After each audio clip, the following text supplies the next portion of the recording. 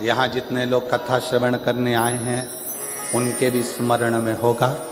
अगर आप लोग कहीं दूसरी जगह कथा सुनने गए होंगे और वहाँ के पंडाल में जितने कार्यकर्ता सेवा में लगे रहते हैं वो भी कथा को सुनते हैं। क्यों? क्योंकि रतनगढ़ में बार बार शिव पुराण की कथा होने वाली नहीं है, तो कहाँ जाकर सुनेंगे? कहाँ? हमारा तो कार्यकर्ताओं से भी निवेदन है, खूब सेवा करो, मना नहीं, पर जिस समय कथा चले बाबा से अर्जी करने के लिए, उससे प्रार्थना करने के लिए तुम कहाँ जाओगे? कहाँ तुम विनय करने के लिए पहुंचोगे? कौन से पंडाल में जाकर बैठोगे? अपने गांव में कथा हो रही है, अपने क्षेत्र में कथा हो रही है, 2 क्षण बैठकर उसको अपने दिल का हाल सुना लो, उसको अपने मन की बात कह लो हृदय से। और जब हम बाबा को अपने हृदय का भाव कहें तो वो स्वीकार। कोई संकल्प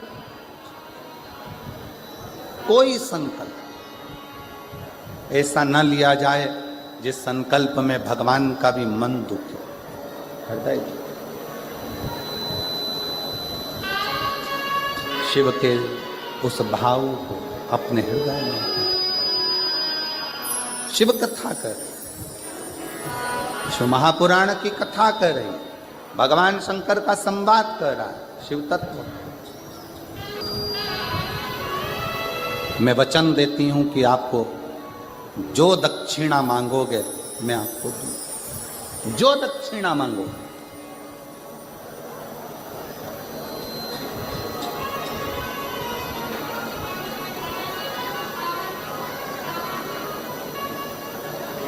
तेलुगु रामायण में एक बहुत सुंदर संवाद आता है रावण का।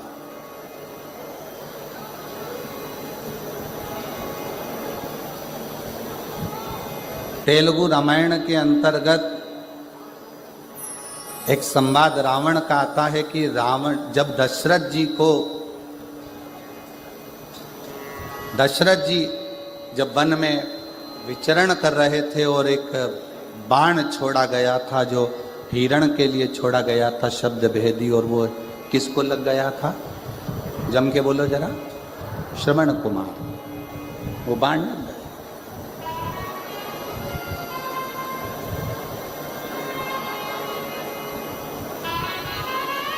सुहांगी के बेटे को,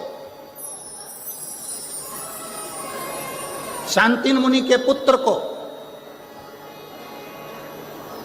वो बाण लगा। वो बाण लगा।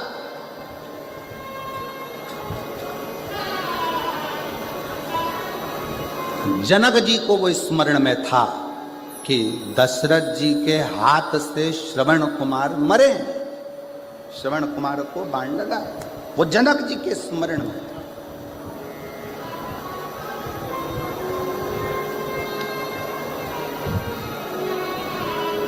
और सुहांगी कौन? तेलुगु रामायण कहती है सुहांगी कौन? कहा दशरथ जी की बहन।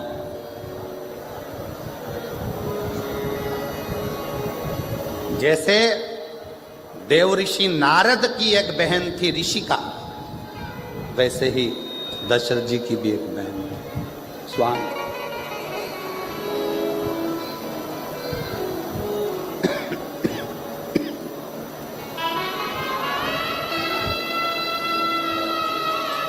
जैसे देव ऋषि नारद जी का एक भांजा था, देव ऋषि नारद जी का भी एक भांजा था पर्वत मुनि, उसी तरह यदि देखा जाए तो सुहांगी का पुत्र श्रवण कुमार भी दशरथ जी का ही भांजा।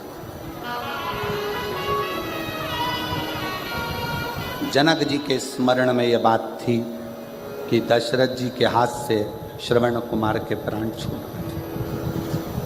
श्रवण कुमार। जानकी जी जिस दिन से अयोध्या में आई तो उन्होंने प्रसाद ना पाया। पूछा क्या बात है, भोजन नहीं कर रही हो?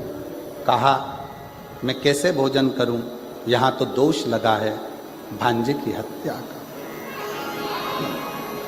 दोष मिटे कैसे?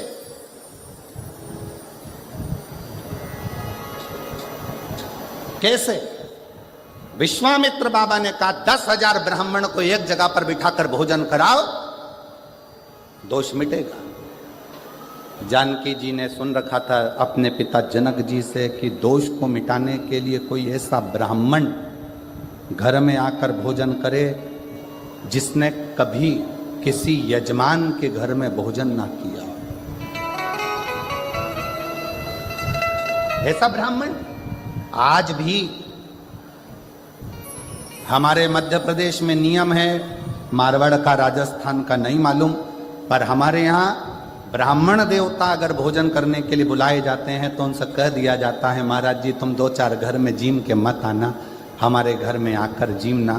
तुम 2-4 जगह भोजन कर कर आ जाओगे, फिर हमारे यहाँ कुछ नहीं खाओगे तो हमें पुण्य कैसे मिलेगा? श्राद्ध का समय है, आप यहाँ भी चले गए, वहाँ भी चले गए, वहाँ भी चले गए, और हमारे घर में आप आए तो आपने कुछ मुंह झूठा करा, कुछ भी ना खाया, तो हमको तो कोई पुण्य मिला नहीं। सीता जी ने कहा कोई ऐसा ब्राह्मण जिसने किसी जजमान के घर में अपना मुख झूठा ना करा, जिसका निमंत्रण कभी किसी ने ना करा, उसको बुलाया जाए। ऐसा ब्राह्मण कहाँ मिलेगा? तब किसी ने कहा ऐसा ब्राह्मण तो केवल एक ही है, और वो लंका का राजा रावण है। असुर है, राक्षस है, प्रवृत्ति राक्षस की है, पर हे ब्राह्मण। और उसको किसी ने भोजन करने नहीं बुलाया क्योंकि उसकी प्रवृत्ति राक्षस की। ऐसे राक्षस को कौन अपने घर भोजन करने बुलाएगा?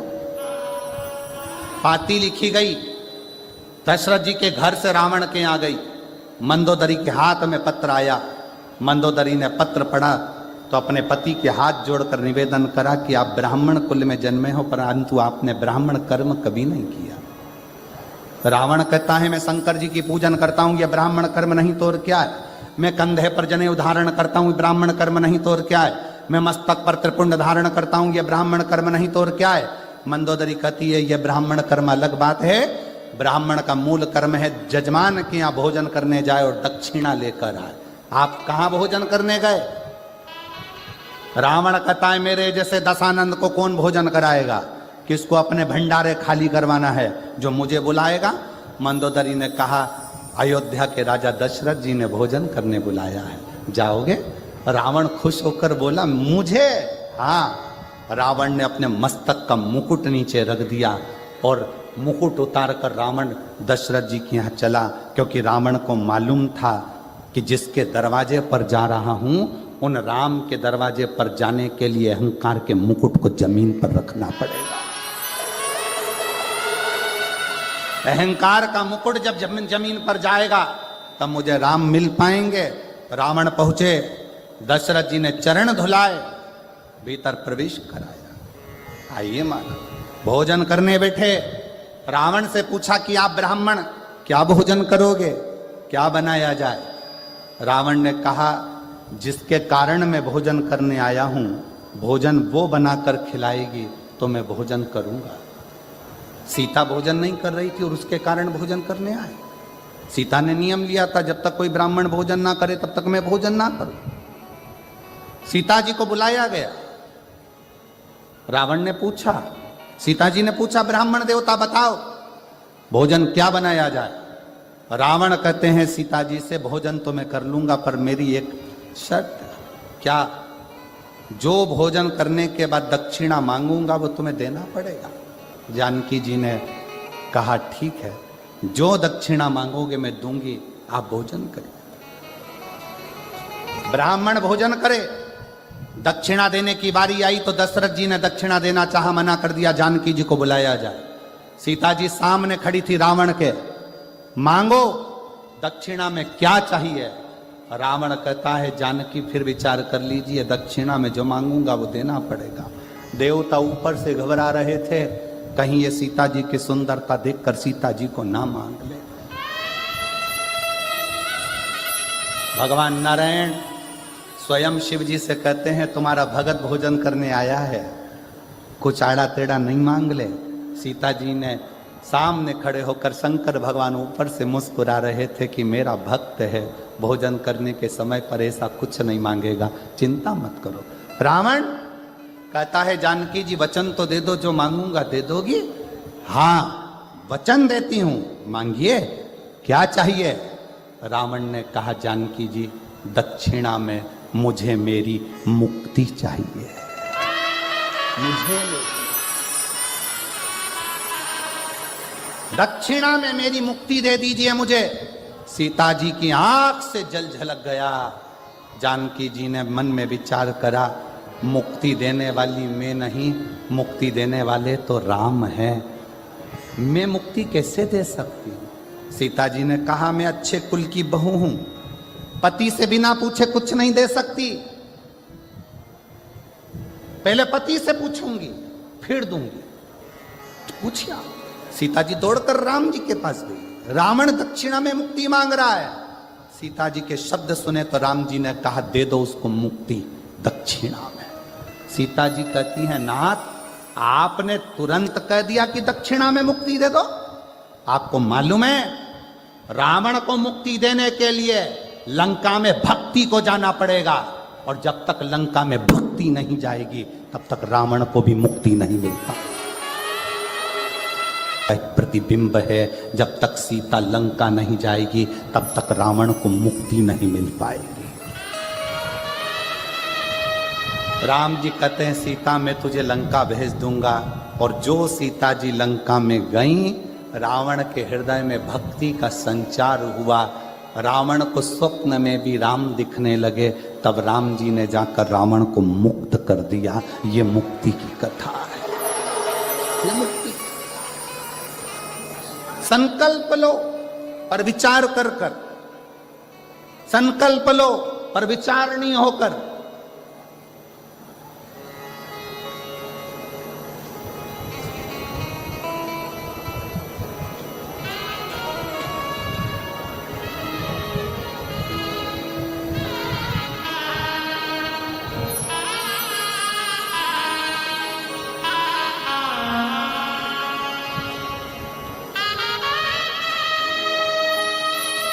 और जब आपका संकल्प विचारणीय हो तो शिव क्यों ना मिले, शंकर क्यों ना मिले।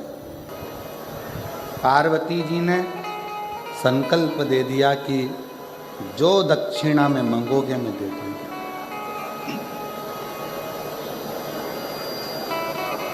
और शिव महापुराण की कथा कहती है, सनत कुमार ने दक्षिणा में क्या मांगा? स्वयं देवाधिदेव महादेव को सनत कुमार ने दक्षिणा में मांग लिया। स्वयं शिव।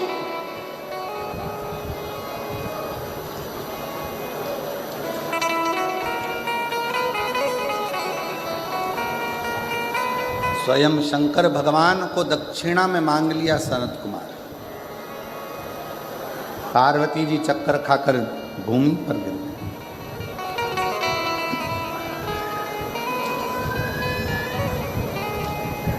ये मांगा भी तो क्या मांगा? देवताओं ने समझाया,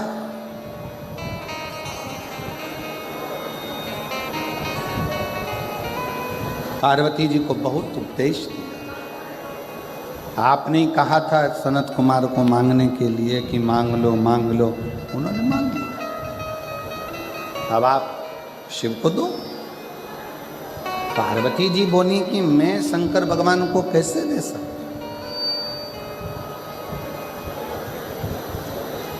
मैं भगवान शंकर को कैसे दूं, शिव को नहीं दे सकती। भगवान विष्णु आए और भगवान नारायण ने आकर पार्वती जी को समझाया कि माँ, आपको शिव जी को देना ही पड़ेगा, शंकर भगवान को देना। संकल्प यदि पूरा नहीं होगा तो देवताओं पर भी आन बनती है, और जो आपने नियम लिया है वो नियम भी आपका पूर्ण नहीं होगा, इसलिए आपको देना।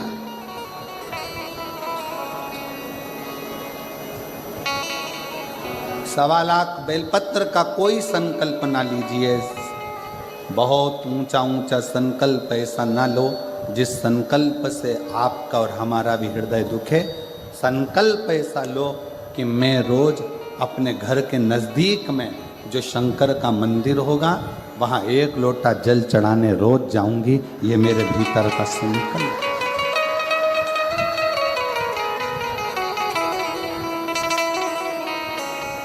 बाबा से विनय करना कि ये गठान कैसे भी गल जाए। मेरे नज़दीक में जहाँ शिव महापुराण की कथा होगी मैं वो सुनने के लिए पैदल जाऊंगा। और गुरुदेव आसन लगाकर कथा सुनता, बेलपत्री शिव की वहीं बैठकर खा लेता, शंकर का चढ़ा हुआ जल पा लेता। और बाबा ने ऐसी कृपा करी कि मेरी वो गठान गल गई। इसलिए मैं 180 किलोमीटर से पैदल चलकर शिव महापुराण की कथा को प्रणाम करने के लिए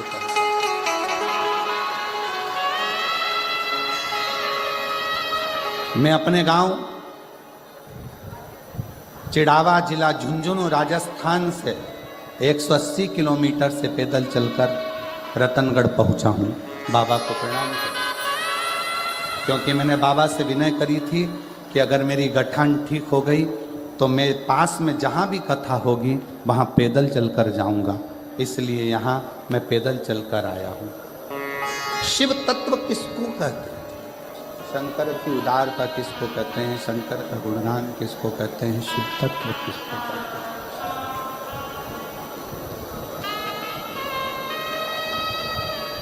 जब हमारे और आपके भीतर विश्वास प्रबल हो जाए, चोंगे जैसी आवाज़ आ रही है, थोड़ा सा सेट करिए।